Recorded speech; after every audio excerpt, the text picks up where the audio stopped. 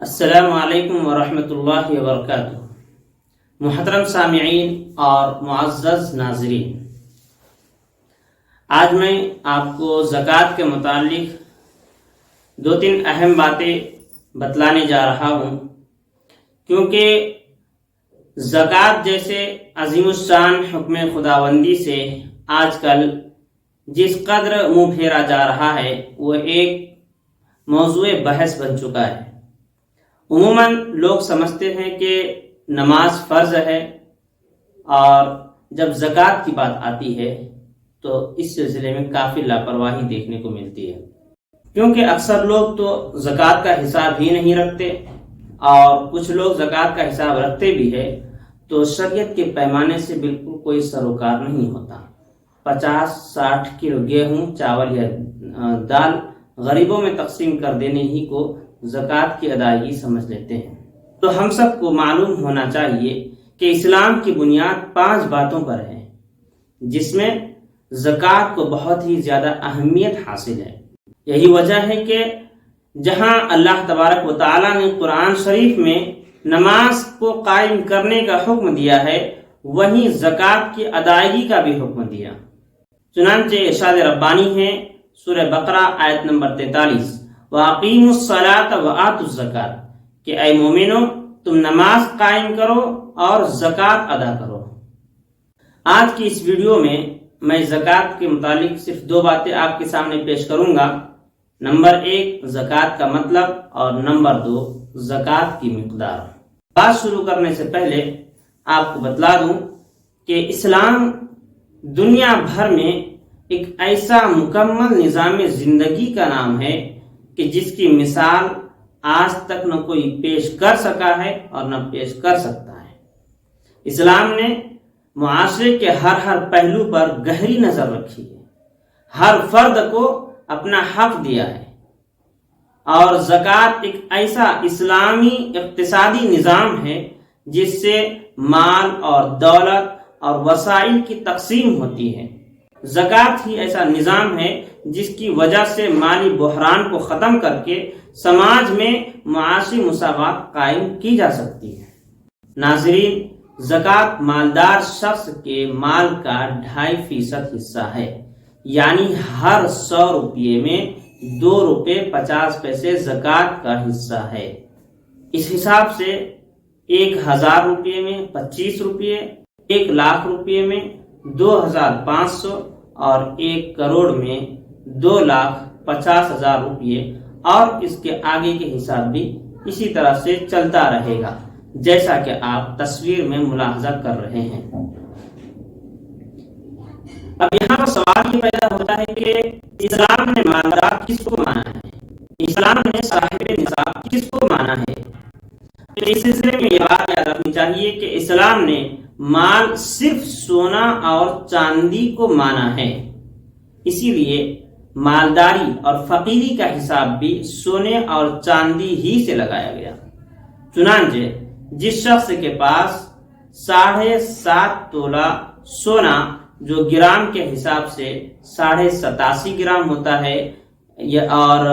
چاندی کے حساب سے جس کے پاس 52.5 تولہ چاندی، جو گرام کے حساب سے 612 گرام کا ہوتا ہے، اگر کسی شخص کے پاس یہ مقدار ہے تو اسے اسلام نے مالدار مانا ہے، اور اس پر اپنے غریب بھائیوں کا اور مسکین لوگوں کا خیال رکھنا فرض ہے۔ ناظرین، یہاں پر ایک بات رک کر سمجھ لیجئے کہ اگر کسی شخص کے پاس سونا نہیں ہے یا چاندی نہیں ہے، بلکہ اس کے پاس ہیرے جواہرات ہے، اس کے پاس غلہ جات ہے، یا اس کے پاس دیگر مالی تجارت ہے، یا کرنسی کی شکل میں موجود رقم ہے، تو ایسی صورت میں زکوٰۃ نکالنے کا طریقہ کیا ہے؟ علماء کرام نے لکھا ہے کہ اگر کسی کے پاس سونا یا چاندی نہیں ہے، بلکہ اتنا مال ہے، خواہ مال تجارت کا ہو یا ہیرے جواہرات ہو یا کرنسی کی شکل میں موجودہ رقم ہو یا اور بھی کوئی سامان ہو جو کاروبار کے لیے کسی کے پاس ہو، تو ایسی صورت میں علماء کرام نے لکھا ہے کہ اس کو 612 گرام چاندی کی قیمت سے اندازہ لگایا جائے گا لہذا اگر کسی شخص کے پاس غلہ جات یا ہیرے جواہرات یا اور بھی دیگر سامان تجارت 612 گرام چاندی کی قیمت کو پہنچ جاتا ہے تو وہ شخص بھی مالدار قرار دیا جائے گا اور اس کے مال کا بھی 2.5% حصہ زکوٰۃ میں نکالنا ضروری ہے۔ خلاصہ یہ کہ 612 گرام چاندی یہ ایک معیار ہے، اس کی قیمت تک اگر کوئی سامان پہنچتا ہے تو اس کے اندر زکوٰۃ واجب ہوتی ہے۔ یہاں پر ایک بات نوٹ کرنے کے قابل ہے، وہ یہ کہ زکوٰۃ واجب ہونے کے لیے مکمل مال پر 1 سال گزرنا ضروری ہے۔ مثلا اگر زید کے پاس 2023 کے مارچ کے مہینے میں اتنا مال آ گیا کہ جس پر زکوٰۃ واجب ہوتی ہے تو زید پر 2024 کے مارچ میں زکوٰۃ واجب ہوگی، اور زکوٰۃ کی ادائیگی کے لیے نہ کوئی وقت متعین ہے نہ کوئی دن متعین ہے، بلکہ جب بھی سال مکمل ہو جائے زکوٰۃ ادا کر سکتے ہیں۔ زکوٰۃ کے کیا کیا فائدے ہیں؟ زکوٰۃ کے تو یوں تو بے شمار فائدے ہیں، لیکن آپ کو ابھی میں 3 فائدے ہی بتلاؤں گا۔ زکوٰۃ کا سب سے بڑا فائدہ یہ ہوتا ہے کہ مالدار کے دلوں سے مال کا حرص ختم ہو جاتا ہے، لالچ ختم ہو جاتی ہے۔ دوسرا فائدہ یہ ہے کہ اسلامی معاشرہ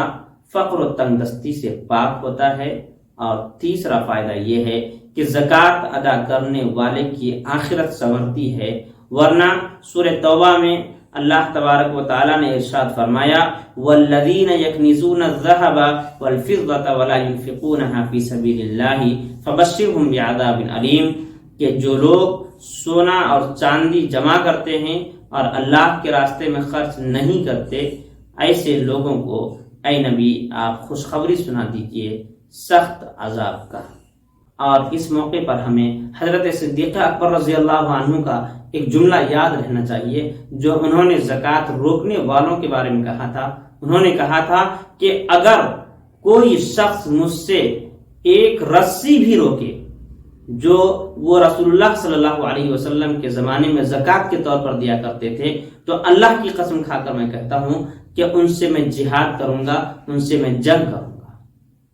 تو زکوٰۃ کی یہ اہمیت، یہ فضیلت ہمیں معلوم ہونی چاہیے، اور جس طرح سے نماز فرض ہے اسی طرح سے زکوٰۃ بھی فرض ہے۔ دونوں میں بس فرق اتنا ہے کہ نماز یہ بدنی عبادت ہے اور زکوٰۃ مالی عبادت ہے، اور اللہ تبارک و تعالیٰ نے دونوں کا مقام ایک رکھا ہے۔ اسی لیے اللہ تعالیٰ نے قرآن میں جہاں جہاں نماز قائم کرنے کا حکم دیا ہے وہیں زکوٰۃ کی ادائیگی کا بھی حکم